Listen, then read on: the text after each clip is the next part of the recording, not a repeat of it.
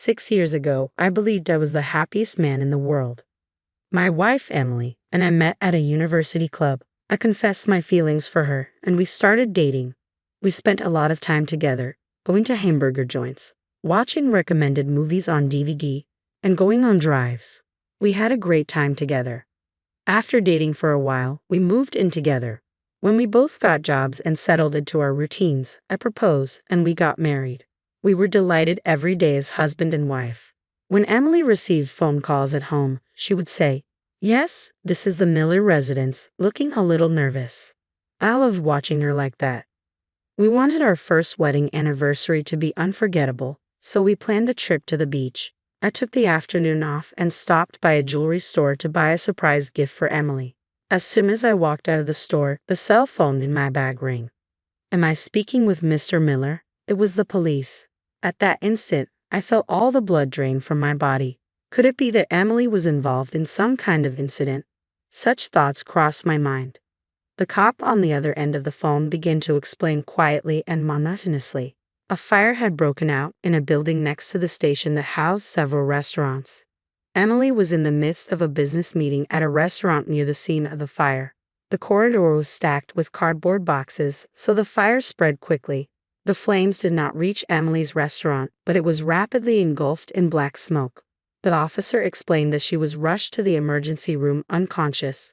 "Oh my God, okay, I'll be right there." I was shocked and terrified, but I quickly grabbed a cab and hurried to the hospital where Emily had been taken. The 30 minutes it took to get to the hospital seemed like hours. My heart was beating faster and faster. Please let her be safe, I prayed. My prayers, however, did not reach God. When I got to the hospital, I saw Emily with her face covered by a white cloth. The doctor in charge was explaining something to me, but I couldn't understand a word. I sat there, strengthless, my mind blank and unable to think of anything. After a while, I returned to work and spent my days just doing my job.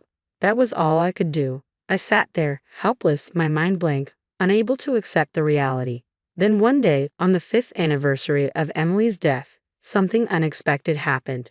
Miss Miller, our department's administrative assistant, had opted to take maternity leave. During her 6-month absence, a temporary employee would be hired to fill her position. On the following Monday morning, Emma, our new office clerk from the temp agency, was introduced to us. "I'll be here for only 6 months, but I look forward to working with you all," she said, bowing slightly. The manager looked at me and beckoned. "Logan, can I have a moment with you?" Then he turned to Emma. "You can work with Logan for a while to learn all the jobs." As he explained this to Emma, I couldn't stop staring at her. My heart raced, but I managed to keep my cool somehow. "I'm Logan. It's nice to meet you," I said, though I felt I was staring at her for too long. She looked exactly like Emily, my wife who had passed away. It was uncanny, as if she were a reincarnation of Emily. Oh no, so I'm going to be her mentor, I thought. "Emma, how good are your computer skills?" I asked. She smiled and replied, "I understand all the basics," looking me firmly in the eye. Emily had the same tendency to smile first when she answered something she was sure of. Later that evening, I saw Emma doing data entry, and our eyes met. I quickly tried to avert my gaze, but she stood up and walked over to me, smiling. "Here you go," she said, offering me candy. "You must be tired from working so hard, Logan. When you feel tired, take some glucose." Her words were eerily familiar. Emily had said something similar to me while I was working on a project at home. It hit me then. I was looking for Emily and Emma. Emma was puzzled by me. Logan is not a difficult person to approach, but he appears sad at times, or is it my imagination? She wondered. When I ask him questions about his work, he is very polite, but when I ask about his family, he almost stops talking. What concerns me the most is that I have never seen Logan smile. Maybe he's going through something painful, but I shouldn't interfere in other people's private lives. Despite her resolve, Emma couldn't help but wonder how painful it must be for him to go through daily life without a smile. A month later, I arrived at work early to finish documents for the following day's joint presentation by 3 companies. I heard commotion from our department and approached the manager. "Sir, what's going on?" I asked. The manager looked distressed. "A lightning strike last night caused problems with most of the company's computers. The computer on your desk is also affected. It won't even turn on." The contents for the presentation were strictly confidential and couldn't be copied to a USB or any external media. Jesus Christ, I muttered, feeling the weight of the situation. No matter what, we'll just have to remake the materials today. Our department manager was panicking, but I tried to remain calm as I told him, "Do you have a computer available right now? I'll do everything I can to recreate the materials," I said, determined to tackle the task. Emma arrived at work a little early, so I asked her to assist me in gathering data. Before we knew it, it was already 6 p.m., the end of the workday. "I'll take care of the rest," I told Emma, but she smiled and insisted, "No, I'll stay here too.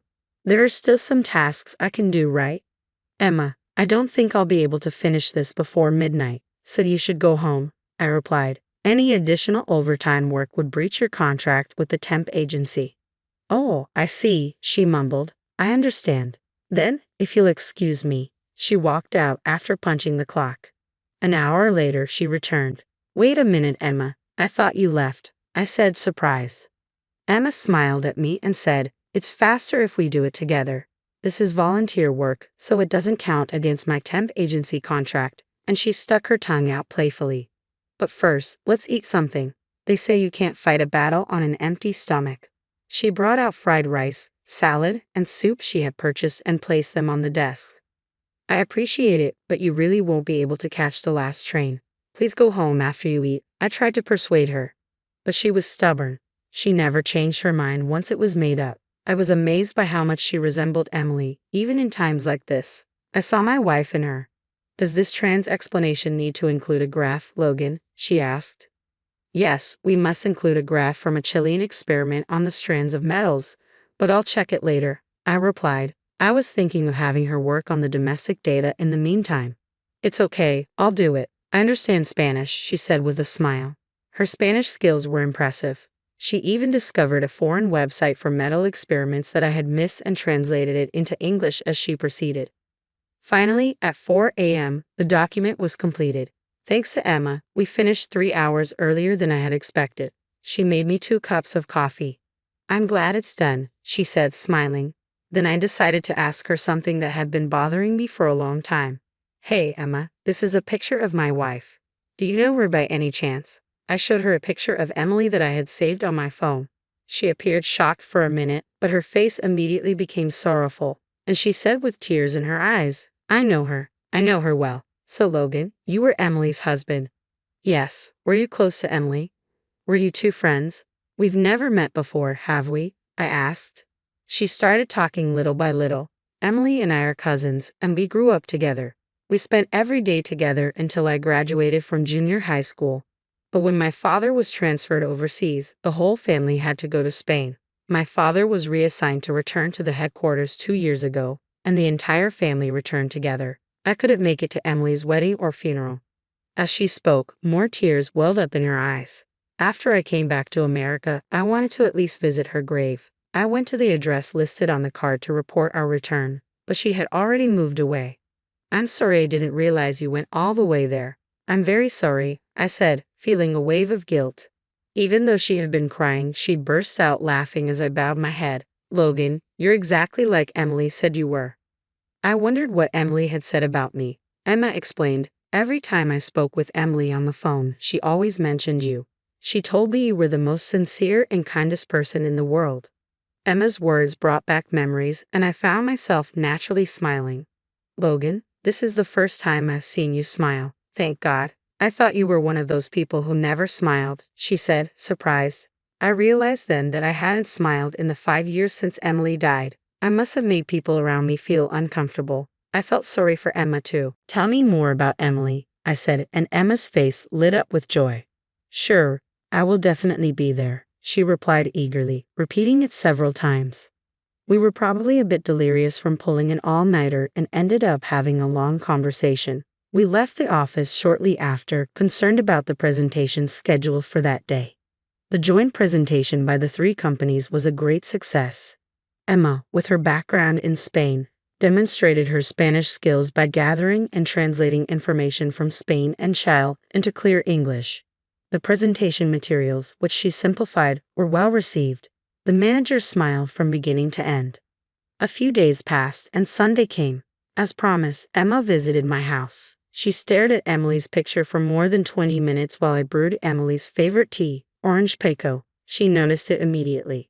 "This is the tea that Emily and I liked," she said, smiling as she took a sip, perhaps recalling old memories. Then she became solemn and began speaking while looking directly at me.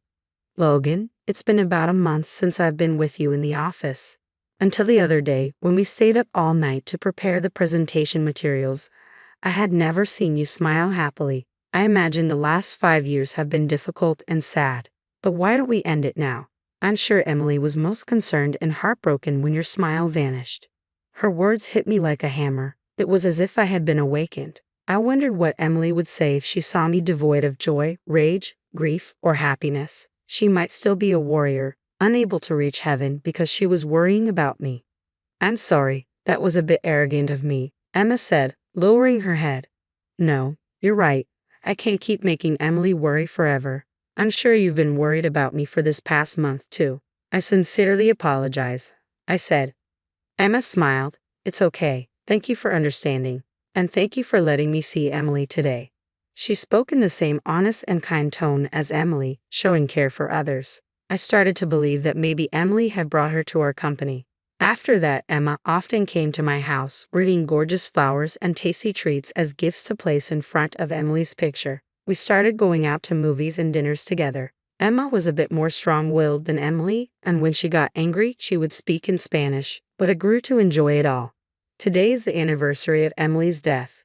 Emma and I visited her grave, which I had been visiting alone for the previous 5 years. She polished Emily's grave carefully and lovingly. We placed flowers, candles, and Emily's favorite cheesecake. "Emily, I know you've been worried about me since you died. Please accept my apologies. But I have something important to tell you today. I'll be happy with Emma, and every year on the anniversary of your death, I'll come to tell you that we are living happily together. So you don't have to worry anymore," I said. Emma laughed through her tears and spoke to the grave. "You know, Emily, Logan is kind of weird, isn't he?" I wondered if I had said something strange, but then she added, "Who proposes to someone in front of a grave? Forget it, Emily, you will be the witness to this proposal." We looked at each other and laughed, then stood side by side and prayed. "I'm not going to let you worry about me anymore. I swear we'll be happy, I promise." I felt that Emily was smiling in front of us as I made that promise.